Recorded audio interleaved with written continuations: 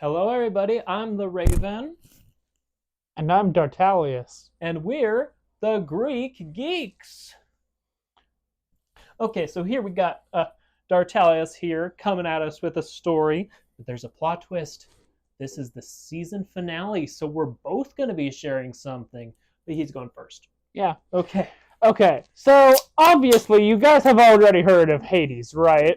Indeed, we have. Well, you guys probably don't know this, but Hades, believe it or not, actually did cheat on Persephone. Is this the story about that mint lady? Yes. I thought when we were talking about this, you were saying that there was a wife before Persephone. No. It was actually his mistress. So he cheated on Persephone with Minth, who was a nymph.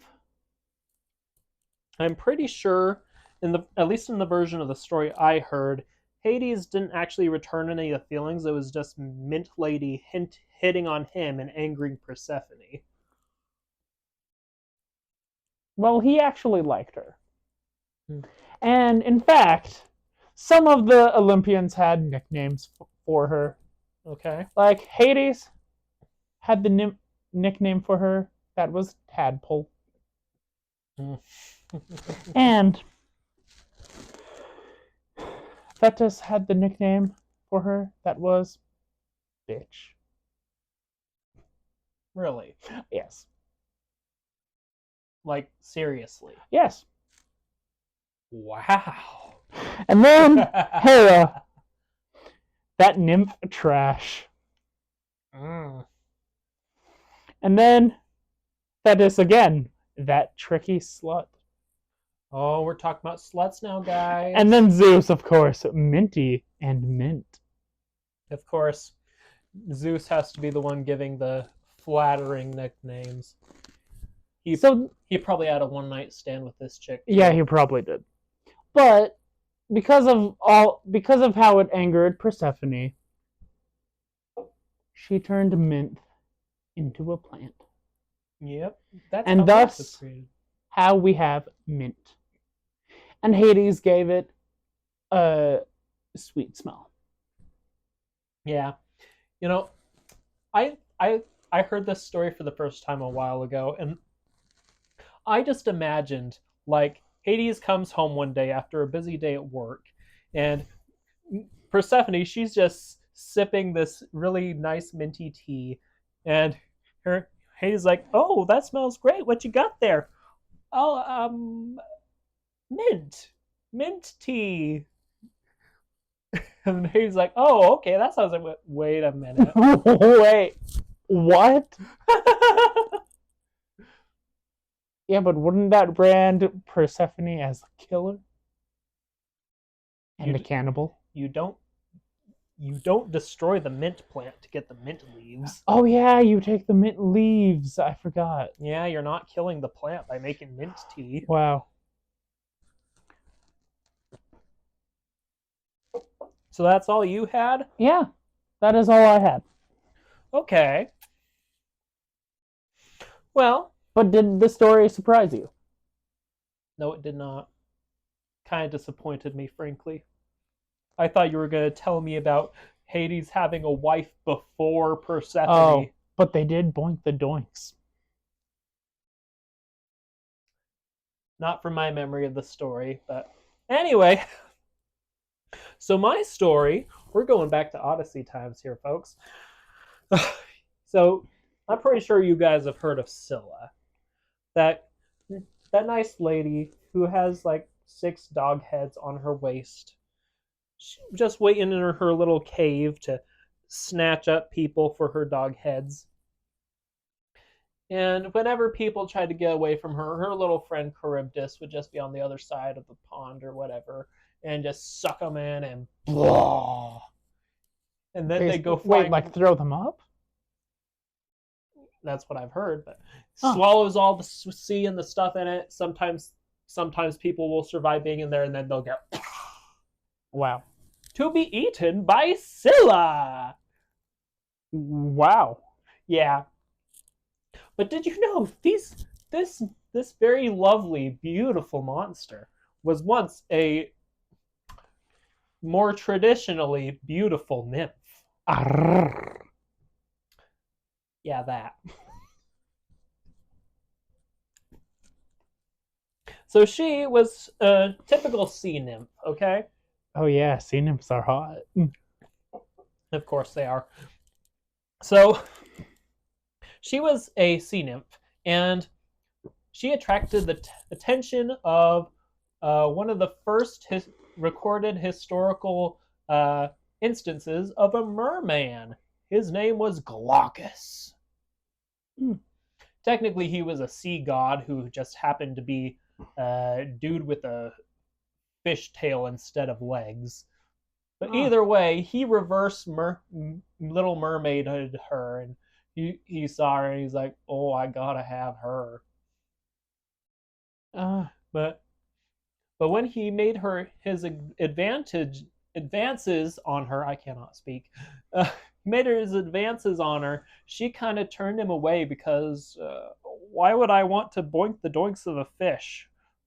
yeah, that might be hard to do anyway. Yeah, that would be. So Glaucus, instead of going the Little Mermaid route, decided he was going to go to Circe. So he went to Circe, and Circe was like, "Oh, hi, what's up? What's up, handsome fish guy?"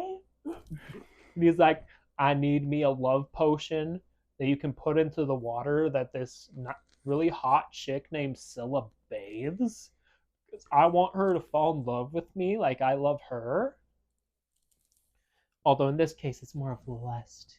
Anyways, Oh yeah, lust. Lust is where only one person loves the other. not even love.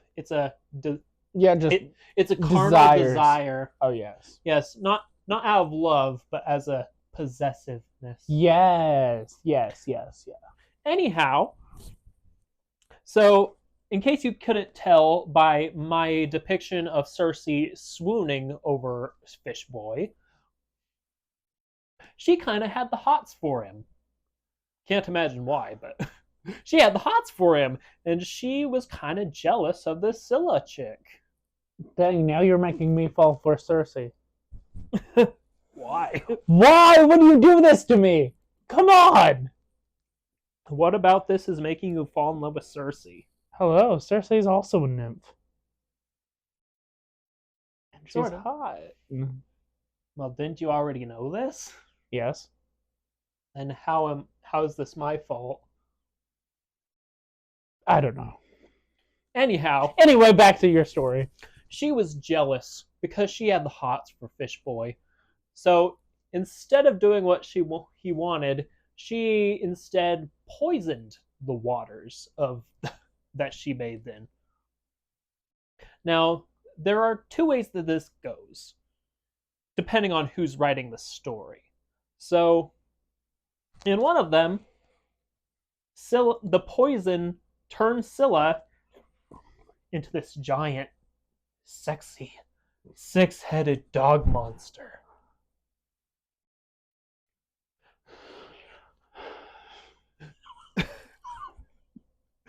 and that grossed out Glaucus because he has no taste, and basically had the effect Circe wanted. The other version of the story, it just straight up kills Scylla. The poison straight up kills her, and I don't remember which god had mercy on her or anything, but I think it might have been Glaucus.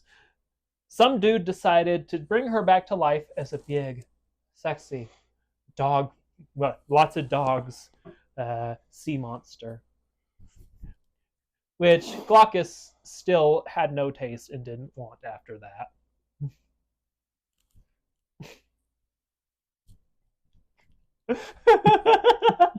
Stop laughing at me! But your reaction to my description of Scylla is so funny.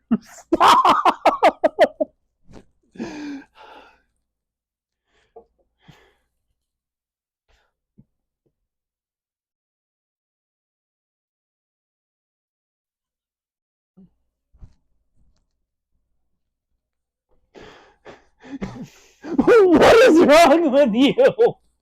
What do you mean, what's wrong with me? Are you trying to break me? No, you just seem very fragile and you do that yourself.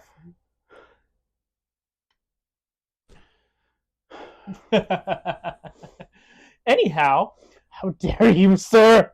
Believe it or not, that's not the end of the story. Okay. Well, it is, but it's also not the only version of the story. Oh. Now, in this other version of the story,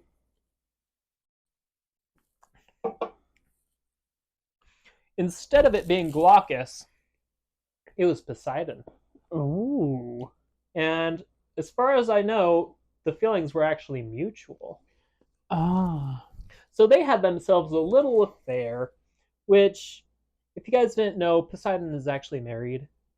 Amphitrite, the sea nymph, she was not too happy about this affair. Oh no. Oh no, indeed. So she couldn't, do something against her husband after all. So True. instead, she poisoned the waters where Scylla bathed. Wow. Mm-hmm.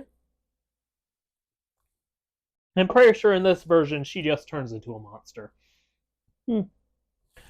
And somehow Poseidon isn't into that, even though he has been proven to go after sea monsters before. And boink the doinks? Yes. With the sea monsters? Yes. That's how you get more sea monsters, folks. There's a reason why Poseidon is sometimes called the father of monsters. Oh yeah. Yeah. Actually, I lied. I think there still is a version with Poseidon where she dies, but it's pretty much the same.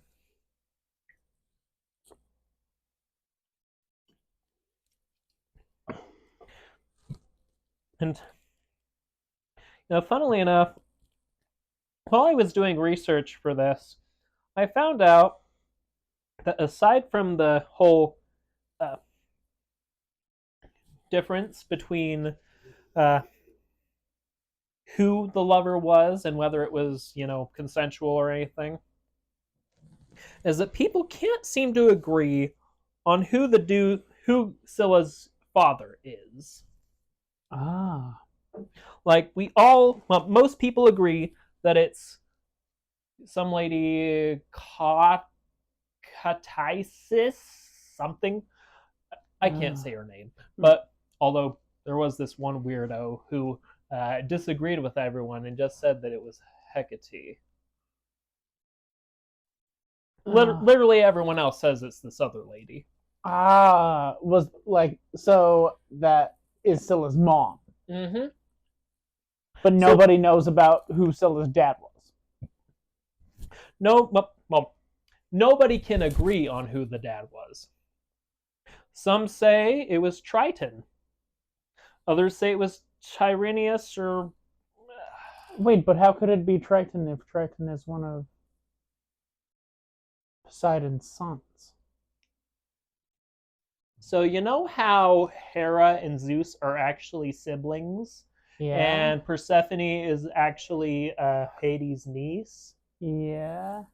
Incest is a thing among the gods.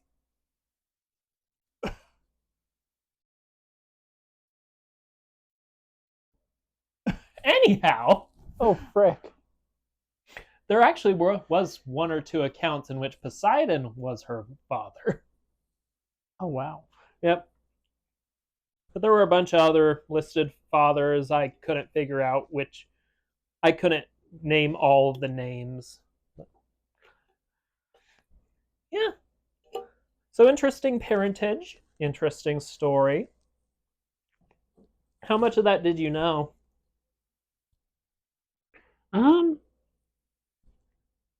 Well, obviously, like I never knew Scylla was a human at one point. She wasn't. She was a nymph. Yeah, I never knew that she wasn't a monster at first. Oh yeah. I just thought that the whole time she was a monster. Mm. Yeah, it's kind of like a reverse Medusa. Yeah. Do not bring up Medusa, I swear to you, man. I'm just saying. The original story, she was never a beautiful lady. She was just born a monster. Athena had nothing to do with it.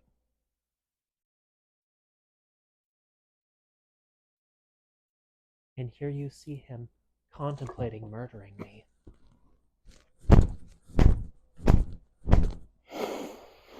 Okay, I stand corrected. He's contemplating murdering himself.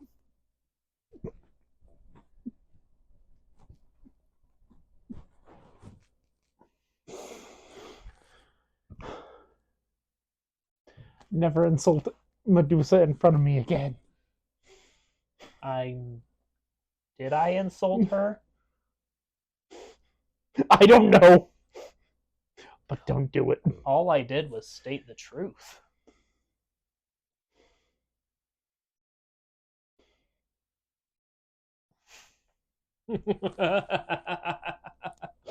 Stop laughing, man!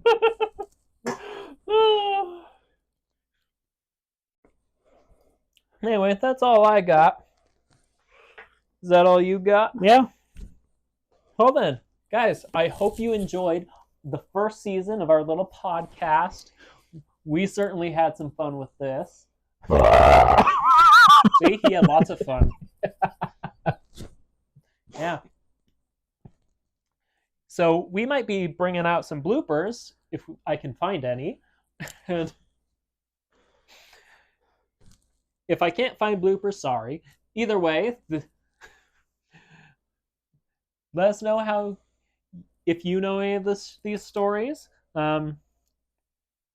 We will be on a hiatus for the next season. However, we will have other content coming for you. Yeah. But until then, how do you want to do this? Stay geeky, my friends. Stay geeky. And join the Greek Geek Empire. Yeah. We're pretty chill, so you should join us or something. Anyhows, bye!